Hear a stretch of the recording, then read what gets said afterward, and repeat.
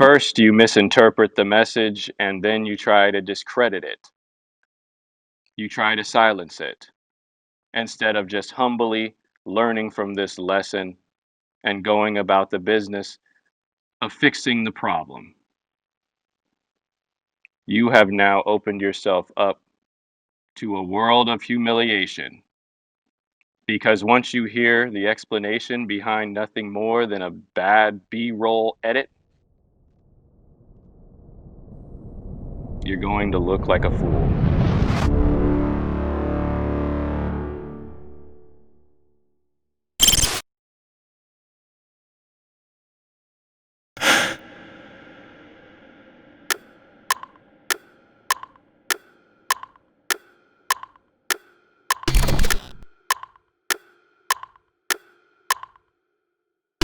What's going on, YouTube?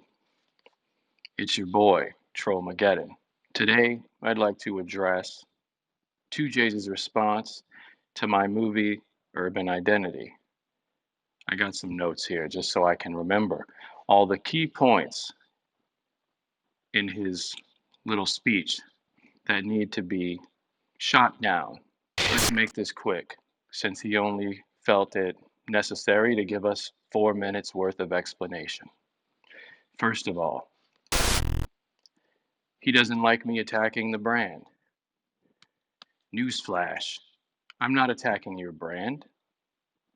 I'm attacking your practice, and I'm not attacking you.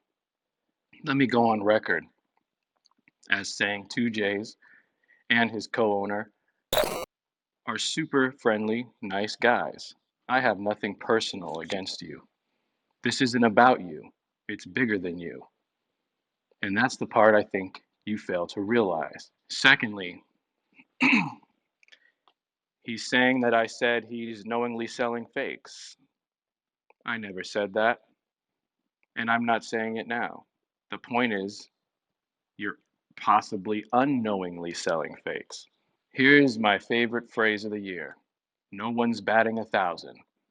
So not only did you blow the whistle on every other consignment or resale shop, but you're admitting that every single place has fakes. Well, let me remind you of something, 2J's. Did you know that selling fake shoes was illegal? Did you know that if even one gets sold, it's illegal? Because if I were to stab 1,000 people and only one of them dies, it's still murder. So if you sell 1,000 shoes and one of them's fake, that's illegal.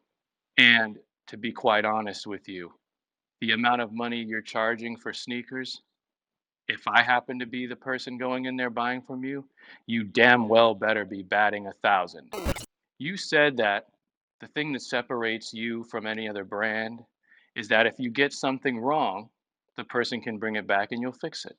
My question is how? How do you plan on doing that? I can discredit that statement with 2 words. No refunds. It's clearly stated on a sign next to your cash register. Once the item leaves the store, you can't return it. And for good reason.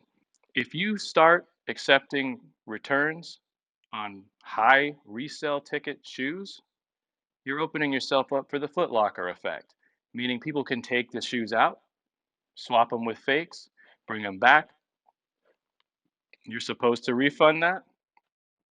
Because how are you going to prove that the fake shoe they're bringing back wasn't actually the shoe that you sold them? There's no way to do that. That's how I know that that was complete bullshit. You're not going to open yourself up for refunds. Not only are you consignment shop, so you're going to be taking a double hit by refunding the customer after already paying the seller? Come on, buddy. I think we can all see through that. You said verbatim, I don't want to give people the energy or the time of day. I don't appreciate people trying to paint me as something I'm not. I'm not an artist. I'm not a painter. What I am is a guy with a camera, and I'm putting a lens on reality. I'm not painting anything. Everything I said Makes sense. Logical, sound sense. I didn't say you're a scammer. I didn't say you need to get over on anybody. And I didn't say you were intentionally selling fakes. I don't believe any of those things are true about you. That's not the point. You followed up that statement by saying, American Eagle is your business partner. You don't need to worry about bills. That statement is irrelevant because just because you're not reaching in your own pocket to pay for your expenses doesn't mean that it's questionable how the expenses are getting paid. I don't know how you conned American Eagle into getting into bed with you. I don't know what they have to gain. Again, that's none of my business or anybody else's. But all they're doing is footing the bill for you. They're picking up the tab. It still doesn't change the math. You're only collecting 10%. You have to sell a shitload of shoes to cover cost. Now, here's where you got real smug. You addressed certain people as content creators making these type of videos about you because it's the cool thing to do. Trust me, 2Js. There's nothing cool about going after Mickey Mouse, just like there's nothing cool about going after Michael Jordan or anyone else that's beloved by the masses. This isn't cool. If anything, this puts me in a bad light. You've already got your damage control team trying to call me a hater, trying to say that I'm hating on the bag. All these ignorant, childish things that people say who are like-minded, or who have the same like of mind as you, resellers. Because honestly, the sneaker community is sick and tired of your shit. Not you personally, but your system as a whole. The only people going to bat for you right now are other resellers. Again, there's nothing cool about going after you. I'm not doing this for clout. I'm a little guy. I've been around for a while. I'm just one of many voices that just finally decided to start screaming a little bit louder. Which brings me to my last point. You try to sweep this thing under the rug by saying that you didn't take in the shoes. Newsflash. You didn't take in the shoes because I didn't let you. Immediately, once the shoes are deemed legit, I could have consigned them. You would have had 3 fakes in the store. Simple as that. That's the reason you didn't take them in. Not because you chose not to. If I was a scam artist, I would have left them, but I'm not. I'm doing this to prove a point. And maybe you're confused as to what that is.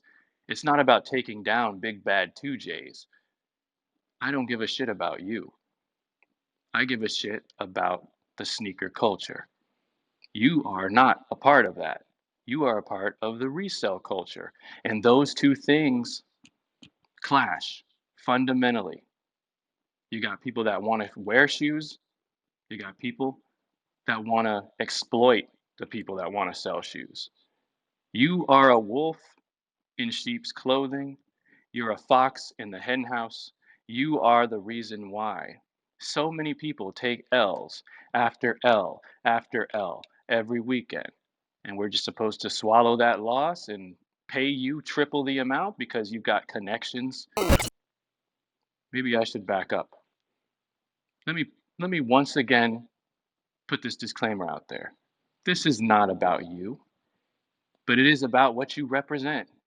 You are damn near the face of all resellers. You're the GOAT. You're the man. So when I say you, I mean all of you.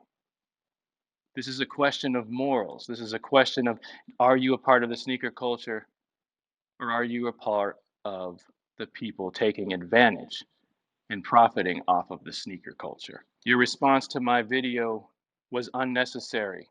Not to mention it was demeaning, not to mention it was belittling, and it felt like, get this motherfucker out of here. 2Js, I'm not going anywhere because I'm just one of a few people who decided to stand up and try to make a small impact. The point of the video, again, was to prove that there's nothing different between these and the real. But people like you are pushing the idea that these are lesser than. Clearly, they're not. They're the same. You see, you guys have a unique ability.